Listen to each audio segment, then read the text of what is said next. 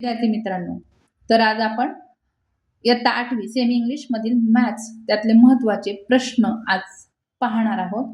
तर तुम्हाला आहेत 9 लेसन आहेत. यामध्ये 9 लेसन मधले जे जे महत्त्वाचे आहेत ते मी तुम्हाला यातले सांगणार आहेत. तर पहिला आहे लेसन रॅशनल आणि इररॅशनल नंबर्स. तर तुम्हाला natural numbers, whole numbers, integers आणि रॅशनल नंबर्स हे माहिती असणं गरजेचं आहे. त्याचबरोबर 1.1 मधील दुसरा, 1.2 मधील पहिला, दुसरा, तिसरा, चौथा आणि 9वा, 10वा हे जरी केले तरी तुम्हाला तुमची कन्सेप्ट क्लिअर होईल. त्यानंतर 1.3 मधला तिसरा आणि 5वा हाय करून जा. त्याबरोबर प्रॅक्टिस सेट 1.4 मधला पहिला एक करा. प्रॅक्टिस सेट 1 मधला हा पण करा, 2 आणि 3 पण करा. आता लेसन नंबर 2 आहे पॅरलल लाईन्स अँड ट्रान्सव्हर्सल. तर त्यामधील क्वेश्चन नंबर 1 हे फिलिंग द ब्लँक साठी तुम्हाला येतं. त्याचबरोबर क्वेश्चन 2 ऑब्झर्व द अँगल्स हे पण तुम्हाला येतोच प्रश्न. ऍक्टिव्हिटी ज्या आहेत पुस्तकातल्या ऍक्टिव्हिटी ज्या आहेत त्या ऍक्टिव्हिटी पण तुम्ही करून गेलात पाहिजे. त्याच्यामुळे तुमची कन्सेप्ट जी आहे ती क्लिअर होईल. आता 2.2 मधला चॉईस द करेक्ट अल्टरनेटिव्ह हा जो क्वेश्चन नंबर 1 आहे आणि क्वेश्चन नंबर 2 आहे हा एक करून जा. त्याचबरोबर 2.3 मधला 3 वाला एक करा. आता लेसन नंबर 3 सांगितलं आहे क्यूब रूट इथं. ह्याच्यामध्ये लॉज ऑफ द ह्या लॉज जे आहेत ते पूर्ण काय करा, रीड करून टाका. त्याचबरोबर इथं रूट दिलेले आहेत ते रूट क्वेश्चन नंबर 1 आणि क्वेश्चन नंबर इथे 5 क्वेश्चन 2 मधला 5 एक करा.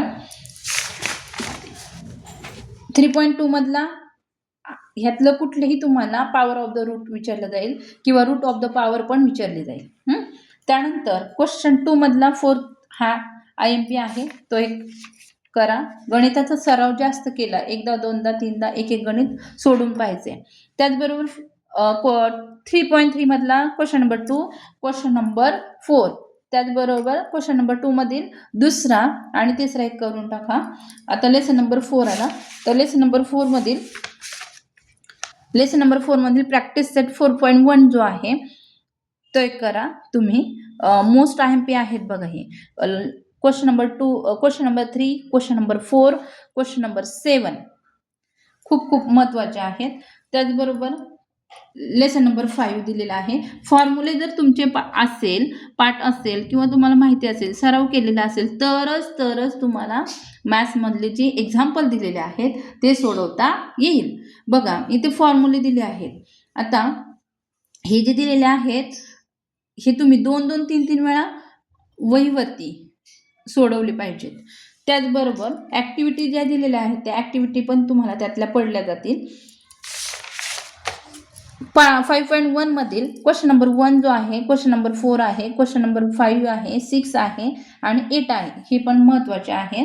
त्याच्यामुळे तुमची कन्सेप्ट क्लिअर होईल. 5.2 मधील 1 आणि 8 करा, 6 एक करा तुम्ही.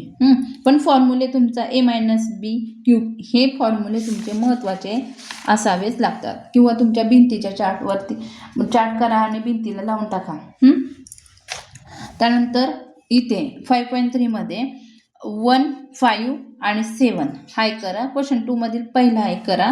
त्याचबरोबर हे जे आहेत एक्झाम्पल दिलेले आहेत ऍक्टिव्हिटी, त्या ऍक्टिव्हिटी तुम्ही सोडवणं गरजेचं आहे. त्यानंतर 5.4 मधला क्वेश्चन नंबर 1 आणि क्वेश्चन नंबर 2 मधला सेकंड वाला करा. आता लेसन नंबर 6 आहे. 6.1 मधील क्वेश्चन नंबर 1 आणि क्वेश्चन नंबर 11 करा, म्हणजे तुमची कन्सेप्ट क्लिअर होईल त्याच्यामध्ये.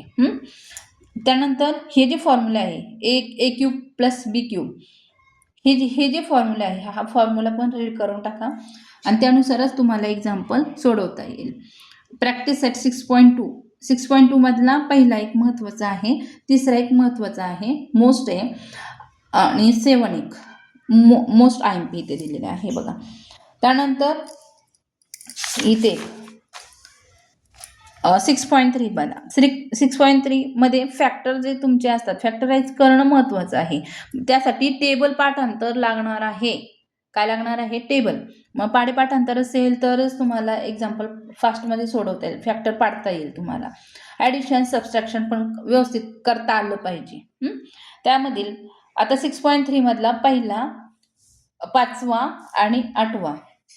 त्यानंतर क्वेश्चन 2 मधील 5 महत्वाचा आहे. त्यानंतर 6.4 जो आहे, 6.4 मधला पहिला एक महत्वाचा आहे आणि 7 वाला एक महत्वाचा आहे.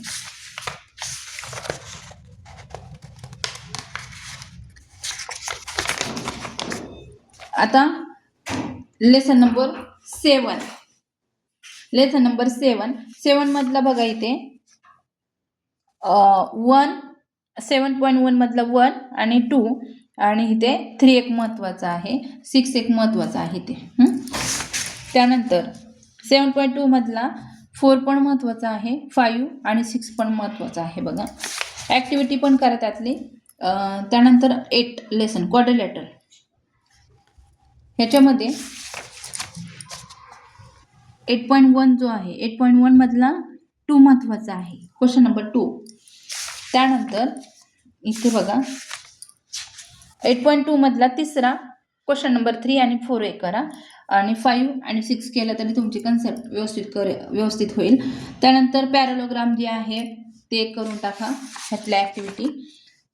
त्यानंतर 8.3 मध्ये या सोल्युशन एक्झाम्पल्स जे आहेत हे पण करून टाका, पेज नंबर 49 वरचा.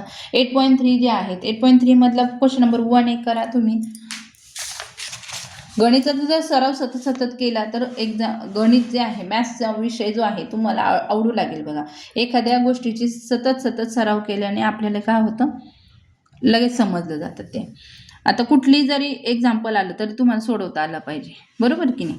म्हणून आता लेसन नंबर 9 सांगितलेला आहे, त्यामधले पर्सेंटेज कसे काढायचे हे पण तुम्ही, हा IMP आहेत, हे महत्वाचं आहे. त्याचबरोबर 9.1 मधला बघा क्वेश्चन नंबर 1, 2, 3 एक करून टाका. 9.2 मधला क्वेश्चन नंबर 1, 2, 3 एक महत्वाचा आहे. त्याचबरोबर सॉल्व द एक्झाम्पल्स आहेत हे सुद्धा करा तुम्ही. 9.2 मधील हा जो आहे 4th वाला आहे तो एक महत्वाचा आहे, हे करा. आणि जे प्रॉब्लेम सेट दिलेले आहेत त्या प्रॉब्लेम सेट मधले तुम्ही MCQs करा. All the best students. अशा प्रकारे अभ्यास केला आणि सोडून बघा 2-2, 3-3 वेळा एक्झाम्पल्स. Okay, bye.